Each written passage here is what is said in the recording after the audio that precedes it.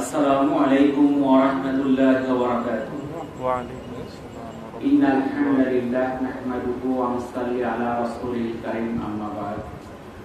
আল্লাহ পাকের নিকট লাখো কোটি শুকরিয়া যে মহান আল্লাহ তাআলা আমাদেরকে পবিত্র শুক্রবার জুমার নামাজ আদায় করার জন্য মসজিদে আসার মতো তৌফিক দান করেছেন। এই জন্য মহান আল্লাহর নিকট শুকরিয়া আদায় করি, আলহামদুলিল্লাহ। আলহামদুলিল্লাহ। আজকে পবিত্র জিলকদ মাসের 10 তারিখ, দ্বিতীয় শুক্রবার। জিলকদ মাস একটা হারাম বা সম্মানিত মাস। আরবিতে 12টি মাসের মধ্যে 4টি মাস সম্মানিত। এর মধ্যে এই জিলকদ, তারপরে আছে জিলহজ, মুহররম, আর একটা আছে রজব। এই 4টা হলো সম্মানিত মাস। এই 4টা মাসে পবিত্রতা এতই বেশি, আইয়ামে জাহেলিয়াতের যুগেও এই মাসগুলোতে কোনো যুদ্ধ বিগ্রহ হইতো না। কিন্তু বর্তমানে আমরা বলি আমরা সভ্য জাতি, এই মাসে কি যুদ্ধ কি বন্ধ আছে না চলতেছে? এই মাসে যুদ্ধ শুরু হয়ে গেল, ইন্ডিয়া পাকিস্তান যুদ্ধ, আর ফিলিস্তিনের যুদ্ধ তো চলতেই আছে। এছাড়াও চলতেছে ইউক্রেন রাশিয়া। সারা বিশ্বের মধ্যে একটা অস্থিতিশীল অবস্থা। আগে ছিল দূরে, এখন আমাদের খুবই কাছে। এবং এই যুদ্ধের পরিস্থিতি কি হবে আমরা বলতে পারতেছি না। একটা মিথ্যা বানানো ঘটনা থেকে যুদ্ধের শুরু। আসলে বিশৃঙ্খলার কারণটা কি? একটা দেশ তো, কোনো দেশ তো যুদ্ধ চায় না, সবাই তো স্থিতিশীল থাকতে চায়। কিন্তু সারা বিশ্বের মধ্যে বড় বড় যারা নেতা, বড় বড় যারা প্রধানমন্ত্রী, প্রাইম মিনিস্টার, তারা অনেকে চায় যুদ্ধ সারা দেশে তো লাগুক। যুদ্ধ চললে তাদের লাভ। কিরকম? আমেরিকা সরকার যুদ্ধ চায় কি জন্য? তারা সারা বিশ্বে যদি যুদ্ধ চলে, তারা হাজার হাজার কোটি টাকার অস্ত্র বিক্রি করবে। অন্য কোনো ব্যবসা করে অস্ত্র বিক্রির মতো লাভ করা যায় না। অস্ত্রের মধ্যে যে লাভ, একটা ফাইটারের দাম হলো কয়েক মিলিয়ন ডলার, কয়েকশো মিলিয়ন ডলার, যেটার মধ্যে একটা বিক্রি করে লাভ হয় কয়েকশো মিলিয়ন ডলার। যদি বিক্রি করে 400 মিলিয়ন ডলার, তার লাভ হয় 350 মিলিয়ন ডলার, খরচ হলো 50 মিলিয়ন। তাহলে এত লাভের ব্যবসা তো নাই। তারা চায় সারা বিশ্বে যুদ্ধ চলতে থাকুক, আর তারা অস্ত্রের ব্যবসা করে যায়। আবার কোথাও যুদ্ধ চলে তাদের গতি টিকায় রাখার জন্য। ফিলিস্তিনি যুদ্ধের বর্তমান মূল কারণ হচ্ছে ক্ষমতায় টিকে আছে ইসরায়েলের প্রধানমন্ত্রী বেনিয়ামিন নেতানিয়াহু। কারণ এই যুদ্ধ বন্ধ হয়ে গেলে সে আর ক্ষমতায় থাকতে পারবে না। সেখানে নির্বাচন হলে তাকে কেউ ভোট দেবে না, তাকে তার জনপ্রিয়তা নাই, সঙ্গে কোটায় চলে গেছে। এখন যুদ্ধ থাকলে জরুরি অবস্থা, সে মন্ত্রী প্রধানমন্ত্রীর পদ থাকতে পারবে। ইন্ডিয়াতেও একই অবস্থা। পরপর 3বার মোদী সরকার ইন্ডিয়াতে আছে তাদের ক্ষমতায়। গত ইলেকশনে তারা অনেক ধরাশায়ী হয়েছে এবং তারা বুঝতে পারতেছে সামনের বার তারা ক্ষমতায় আসতে পারবে না। এখন কি করলে, কোন টেকনিক করলে তারা আবার ক্ষমতায় আসতে পারে, এটাই হলো তাদের পরিকল্পনা। আর এটাই একটা অংশ হলো যুদ্ধের কাহিনী বানানো একটা নাটক, যে তাদের মধ্যে মুসলিম আর হিন্দুদের মধ্যে একটা বিদ্বেষ সৃষ্টি করা, একটা দাঙ্গা সৃষ্টি করা, এতে প্রমাণিত করা যে মোদী সরকার হিন্দুদের প্রিয় এবং তারা ইন্ডিয়াকে তারা কি করে দেশপ্রেমিক, এটা প্রমাণ করতে চায়। এটাই হলো তাদের মূল উদ্দেশ্য। এটা হলো বিশ্লেষক, বিখ্যাত গবেষক যারা, তাদের মত। ইন্ডিয়ান যারা গবেষক তারাও একই কথাই বলতেছে। এটা আমার কথা যে তা কিন্তু না, এটা গবেষকদের কথা। সারা বিশ্বে আজকে ইহুদি খ্রিস্টান যারা আছে তারা কিন্তু মুসলমানদের পিছনে সবাই এক, কিন্তু মুসলমানরা তাদের বিরুদ্ধে এক না। যখন ইসরায়েল ফিলিস্তিনে হামলা চালায় তখন ইন্ডিয়ারা তাকে সাপোর্ট করে। এখন ইন্ডিয়ারা হামলা চালাইছে পাকিস্তানে, এখন কারা সাপোর্ট করতেছে? ইসরায়েল। অর্থাৎ এদের মধ্যে খুব ভালো সম্পর্ক, কিন্তু আমাদের মধ্যে হলো এক মুসলমান আরেক মুসলমান দাও আল্লাহ। এই ইন্ডিয়া যুদ্ধ হয়েছে, বিশ্বের মুসলমান দেশ কয়টা কথা বলছে বলেন তো দেখি? বিশ্বের যে বড় বড় মুসলমান দেশ, সৌদি আরব, কুয়েত, কাতার, জর্ডান, মিশর, সংযুক্ত আরব আমিরাত, কেউ কোনো প্রতিবাদ করছে? কিছুই বলে নাই। মোরক কি হয়েছে? কিন্তু আজকে একটা হিন্দু, খ্রিস্টান, বৌদ্ধ তাদের উপর আক্রমণ হওয়ার সাথে সাথে ইহুদি নাসারা সবাই একবারে কি করে তার উপর আক্রমণ শুরু করে। কিন্তু বিশ্বের মুসলমানরা তো নিরাপদ তারা তো শান্তিপ্রিয়। তাদেরকে তাদের চরিত্র কলঙ্কিত করার জন্য মিথ্যা কাহিনী বানায় মুসলমানদেরকে তারা নিধন করতেছে। তারা বলতেছে মুসলমানরা সন্ত্রাসী, তারা মানুষকে হত্যা করে, মানুষকে নির্মমভাবে হত্যা করে, এদের কাছে কোনো অস্ত্র শস্ত্র দেওয়া যাবে না। যদি ওই ইহুদি খ্রিস্টানদের কাছে পারমাণবিক অস্ত্র থাকে, মানুষ বিধ্বংসী অস্ত্র থাকে, সমস্যা নাই, কিন্তু মুসলমানদের কাছে যদি কোনো পারমাণবিক অস্ত্র থাকে তাহলে সেটা রাখা যাবে না। কেন রাখা যাবে না? তারা সন্ত্রাসী। মুসলমানদেরকে তারা সন্ত্রাসী প্রমাণিত করতেছে। এখন সারা বিশ্বের মধ্যে মুসলমানরা যে সন্ত্রাসী, এর কোন ঐতিহাসিক প্রমাণ আছে?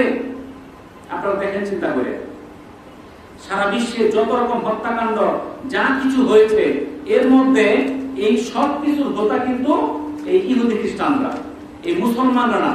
বিশ্বের যত বড় বড় যুদ্ধ হয়েছে, লক্ষ লক্ষ মানুষের হত্যাকাণ্ড হয়েছে, এদের হোতা কিন্তু ইহুদি খ্রিস্টান। আপনারা হিটলারের নাম শুনছেন? হিটলারের নাম শুনছেন না? সে কি মুসলমান ছিল? সে 60 লক্ষ ইহুদিকে হত্যা করছে। কয় লক্ষ? 60 লক্ষ। পৃথিবীর কোন ইতিহাস আছে কোন মুসলমান 60 লক্ষ মানুষকে মারছে? আছে? নাই। তাহলে হিটলার একজন খ্রিস্টান ব্যক্তি যে 60 লক্ষ ইহুদি হত্যা করছে। জোসেফ স্টালিন এক ব্যক্তি যে 20 মিলিয়ন মানুষকে হত্যা করছে। শুধু হত্যা করে শেষ করে নাই, সে এমন দুর্ভিক্ষের প্রচার বসাইছে যে 14.5 মিলিয়ন লোক অসুস্থ হয়ে মারা গেছে। মাও সেতুং একজন অমুসলিম, সে 14 থেকে 20 মিলিয়ন লোককে হত্যা করছে। ইটালির মুসোলিনি যে 4 লক্ষ মানুষকে হত্যা করছে। একজন হিন্দু নাম ছিল অশোকা, সে কালিঙ্গা ব্যাটলে 1 লক্ষ মানুষকে হত্যা করছে। জর্জ বুশের নাম আমরা সবাই শুনছি, এই ইরাকে ইসরায়েলে হামলা চালায় 1.5 মিলিয়ন মানুষকে হত্যা করছে। এরা কি মুসলমান ছিল? কি মুসলমান ছিল? তারা তো মুসলমান ছিল না, তারা বৌদ্ধ খ্রিস্টান। তাদেরকে তো টেররিস্ট বলা হয় না, তাদেরকে তো সন্ত্রাসী বলা হয় না। তারা যে সারা পৃথিবীতে কোটি কোটি লোককে হত্যা করছে, তাদেরকে তো সন্ত্রাসী বলা হয় না। কিন্তু সারা বিশ্বে কোনো নজির নাই কোন মুসলমান 2-4 লাখ লোককে মারছে, এরকম কোন মুসলমানের নজির নাই। তাহলে মুসলমানদেরকে কেন টেররিস্ট বলা হয়? মায়ানমারে হত্যাকাণ্ড চলতেছে, আমাদের বাংলাদেশে 10 লক্ষের উপরে রোহিঙ্গা আমাদের দেশে। তারা এমনি আসতে পালায়, তাদের জীবন বাঁচাইতে চায়। তাহলে এই পৃথিবীর মধ্যে যত মরণ ঘাতী, যত বড় বড় যুদ্ধ হয়েছে, প্রথম বিশ্বযুদ্ধ হয়েছে, দ্বিতীয় বিশ্বযুদ্ধ হয়েছে, হিরোশিমা নাগাসাকিতে পারমাণবিক বোমা হয়েছে, এখানে কেউ কি মুসলমান ছিল? তাহলে মুসলমানদেরকে কেন আজকে সন্ত্রাসী বানানো হয়? কেন তাদেরকে সন্ত্রাসী বলা হয়? যখন অস্ট্রেলিয়া আবিষ্কার করা হয়, তখন সেখানে আধিপত্য বিস্তার করার জন্য 20 মিলিয়ন অস্ট্রেলিয়ান আদিবাসীকে হত্যা করা হয়েছিল। 20 মিলিয়ন। যারা আমেরিকা আবিষ্কার করছিল, যারা আজকে সারা বিশ্বের সভ্যজাতি বলে পৃথিবীতে প্রকাশ করে, সেই আমেরিকা, সেখানে উত্তর আমেরিকায় 100 মিলিয়ন এবং দক্ষিণ আমেরিকাতে 50 মিলিয়ন রেড ইন্ডিয়ানকে হত্যা করেছিল তারা। অর্থাৎ ওখানে যারা স্থায়ী বাসী ছিল তাদেরকে হত্যা করছে, তারা নিজেরা সেখানে জায়গা দখল করছে। আফ্রিকাতে 180 মিলিয়ন নিগ্রো, যারা কালো জাতি, এই 180 মিলিয়ন জাতিকে তারা হত্যা করছে। তাদেরকে ধরে নিয়ে গেছে, সমুদ্রে নিক্ষেপ করে মারছে। যারা এই কাজগুলো করছে তারা কি মুসলমান ছিল? এরপরে মুসলমানদেরকে সন্ত্রাসী বানানোর জন্য সারা বিশ্বের মানুষ উঠে পড়ে লাগছে। সবার কথা একটাই, মুসলমানরা সন্ত্রাসী। তো মুসলমানরা তো সারা বিশ্বে কখনো এই কাজ করে নাই। আল্লাহ রাসূলের জমানায় যে যুদ্ধগুলো হয়েছিল, যে জিহাদে অংশগ্রহণ করেছিলেন, সেখানে কয়টা মানুষ মারা গেছিল? সেখানে কি হাজার হাজার মানুষ মারা গেছিল? যায় নাই। মুসলমানরা কখনো যুদ্ধ করতে আগায় আসে না, তারা প্রতিরোধ করে। তারা যুদ্ধের জন্য আগায় যায় না, যখন তাদের উপর আঘাত আসে তারা প্রতিহত করে। কিন্তু এরপরে মুসলমানদেরকে কি বানানো হয়? সন্ত্রাসী দিয়ে তাদেরকে অভিযুক্ত করা হয়। তাহলে এই যে আমাদেরকে যে তারা ধোঁকা দিতেছে, এই যে ইরাক হামলা করছিল কি অপরাধে? যে সাদ্দাম হোসেনের কাছে কি আছে? পারমাণবিক অস্ত্র আছে, জীবাণু অস্ত্র আছে, যুদ্ধ করে লক্ষ লক্ষ মানুষকে মারছে। পরে কি সেই দেশে পারমাণবিক অস্ত্র পাইছে? জীবাণু অস্ত্র পাওয়া গেছে? পায় নাই। তখন বলছে তাদের গোয়েন্দা ব্যর্থতা, তারা ক্ষমা চাইছে, ভুল স্বীকার করল, কয়েক লক্ষ লোক মারা গেছে, ক্ষমা চাইল, শেষ। কিন্তু ওদের হাতে যে যারা এই যে অভিযোগটা করছে যে এই ইরাকের কাছে কি আছে, পারমাণবিক অস্ত্র আছে, এটা মিথ্যা অপবাদ দিছে, কিন্তু ওদের হাতে যে পারমাণবিক অস্ত্র আছে এটা তো ওরাই স্বীকার করে। ওরাই বলে আমাদের হাতে পারমাণবিক অস্ত্র আছে, ওদের বিরুদ্ধে তো কোনো হামলা করা হয় না। আমেরিকার হাতে তো পারমাণবিক অস্ত্র আছে, এটা তো সবাই জানে, ওরাও স্বীকার করে এবং বলছে আমাদের কাছে এতগুলো পারমাণবিক অস্ত্র আছে, রাশিয়ার কাছে আছে, চায়নার কাছে আছে, ফ্রান্সের কাছে আছে। ওদেরকে তো আক্রমণ করা হয় না কেন? তারা মুসলিম, তাদের কাছে ওটা থাকলে বিশ্ব নিরাপদ, মুসলমানদের কাছে থাকলে ওটা নিরাপদ হয়ে যায়। বুঝা গেল? এই ভারতীয় উপমহাদেশ শত শত বছর মুসলমানরা শাসন করেছে, কোন হিন্দুকে মানে নাই। কিন্তু এখন মুসলমানরা যখন সেই শাসন ছাড়তে বাধ্য হইল, এখন হিন্দুদের শাসন, এখন সেখানে মসজিদ ভাঙতেছে, নিরাপরাধ মুসলমানকে গরু খাওয়ার অপরাধে হত্যা করতেছে, তাদেরকে উচ্ছেদ করতেছে, ঘর বাড়ি ভাঙতেছে। এখন তাদেরকে উচ্ছেদ করতেছে, বলতে তোমরা বাংলাদেশ, কিন্তু তাদের বাপ দাদার জন্ম হলো ইন্ডিয়াতে, তাদের অপরাধ এখন তাদেরকে বলতেছে বাংলাদেশি, কিন্তু তারা প্রকৃতপক্ষে ইন্ডিয়ান। তাহলে এই যে অপবাদ, এই অপবাদের ধোকায় কিন্তু আমরা এখনো আছি। তাহলে সেটা থেকে আমাদের বের হইতে হবে। এই মুসলমানদেরকে অপবাদ দেওয়া যাবে না। যারা এই মুসলমানদের, নিরীহ মুসলমানদের উপর নির্যাতন করতেছে, এই হত্যা, হুমকি, বিভিন্ন কিছু করতেছে, তাদের বিরুদ্ধে আমাদের প্রতিবাদ করতে হবে। এখন বলতে পারেন আমরা বাংলাদেশ থেকে কি প্রতিবাদ করব?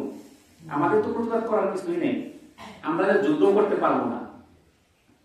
তো আল্লাহ রসুল বলছেন, যদি তোমার সামনে কোনো অন্যায় কাজ হয়ে থাকে, তুমি যদি প্রথম স্তরের ইমানদার হয়ে থাকো, তুমি হাত দিয়ে বাধা দাও। আর যদি সেই ক্ষমতা তোমার না থাকে, তুমি মুখ দিয়ে প্রতিবাদ করো। আর সেই ক্ষমতা না থাকলে অন্তরে ঘৃণা করো। এটাই হলো ইমানের সর্বনিম্ন স্তর। তাহলে আমরা ইমানদারের সর্বনিম্ন স্তরেও যদি হয়ে থাকি, আমাদের সেই কাজগুলোকে ঘৃণা করতে হবে। আমাদের যদি প্রতিবাদ করার ক্ষমতা থাকে, আমরা প্রতিবাদ আমাদের করতে হবে।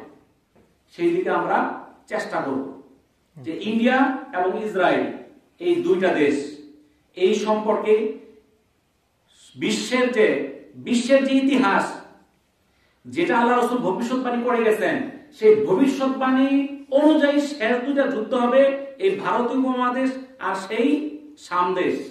শাম বলতে সিরিয়া, যেটা ইসরায়েল, ইসরায়েল বলতে কোনো দেশ নাই, সেটা দখল করছে ফিলিস্তিনকে। সেটা তো ফিলিস্তিন ইসরায়েল দখল করছে।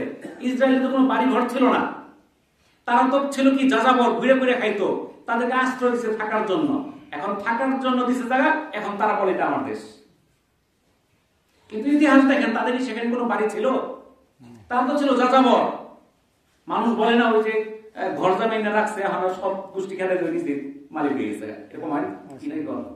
ঘর জামাই তো ভিত্তি আছে, একটা মেয়ে বিয়ে করে পরে কি হয়, সে জামাই হয়। তো ইসরায়েলের কি ভিত্তি আছে ওখানে? তার তো কোনো ভিত্তি নেই।